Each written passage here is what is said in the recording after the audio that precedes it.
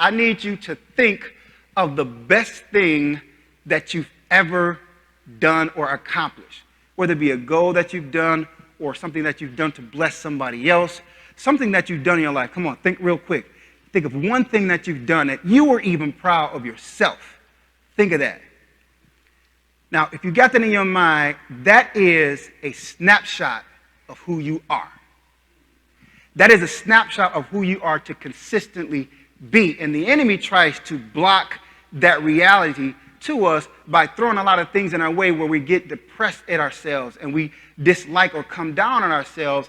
But the enemy is a lie. God shows us who we are, and he gives us glimpses, and we're supposed to take those segments of what we got, and we are supposed to expand those things.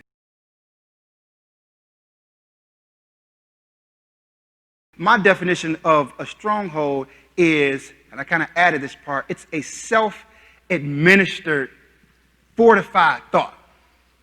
So a stronghold could be, he said, either good or a bad thing.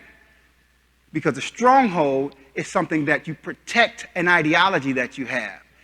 And the only way to get this fortified thought is it has to be self-administered. The enemy don't give you these thoughts. He makes suggestions, just as God sends his word and he makes suggestions. We have the ability to choose what it is that we want to put into our mind. So if we're not where we're supposed to be, we've collected these thoughts and they fortify themselves within our makeup, and it's self-administered. And so what we do is we strengthen the mind with a defense by works that we do. Watch this. And we protect those thoughts, whether they are from the attack of anything else.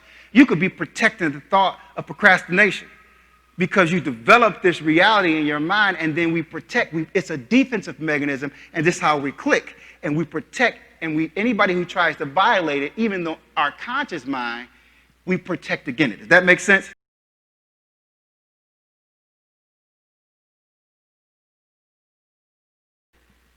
If you don't like what you see in your life, what is the thing that you have to change? The program. We have to change the paradigm. We have to change what we're running because the programs are built to create a certain reality. And if I don't like the game, you ever played a video game and you know you couldn't win or whatever, what you do, you snatch it out, throw it, and you grab you another one. Right? You have to change the program because what you're displaying, if you don't like it, the program has to shift. So the question becomes, how is it that I change this program? If you're transforming something, there's some work that has to be done. What is it that I have to do? What work do I have to do to be able to take the program that's currently in? If I didn't get it from God, I have to figure out how do I reprogram the thing that is working in my life.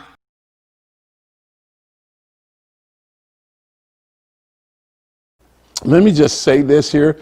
I want you to make note because it's very, very powerful. I see so many people who come to church and they enjoy the service. Before they get out the door, amen, it's all over. You know, they right back in the rat race and all that kind of stuff. And everything is, going against them. They feel like they just survive and can't wait. But listen what is here. I want you to take this note.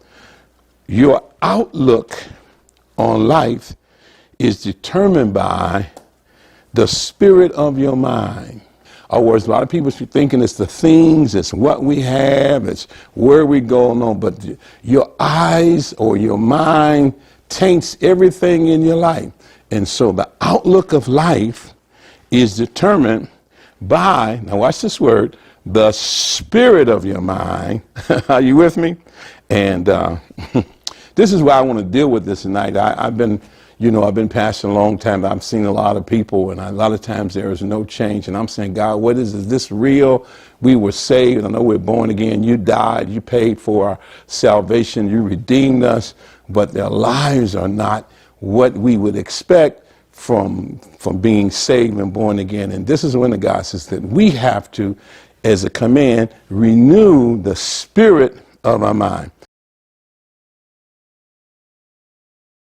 There are too many born-again believers who live unhappy and unfulfilled lives because they haven't taken time to discern the spirit of their minds. a lot of things I was doing and I recognized I was doing, I had set some standards for myself and limitations, and I accept them to be true. And I found out they were only true because that's what I accepted, and that's what I was told, that's what I began to act upon and believe. And then I found out, no, you can renew your mind, amen, and the spirit of your mind, and set yourself free. It's absolutely important that you understand this next principle that I'm about to give you. You cannot go or do what your mind doesn't give you permission to go or do. And I have so many testimonies, because I had these limitations in my mind, and because of what everybody else says and society and everything, and my own misperceptions and my own idea. I just thought this is the way of life. But I found out the only thing that was holding me back was the thoughts of my mind, which determines the outlook of my life.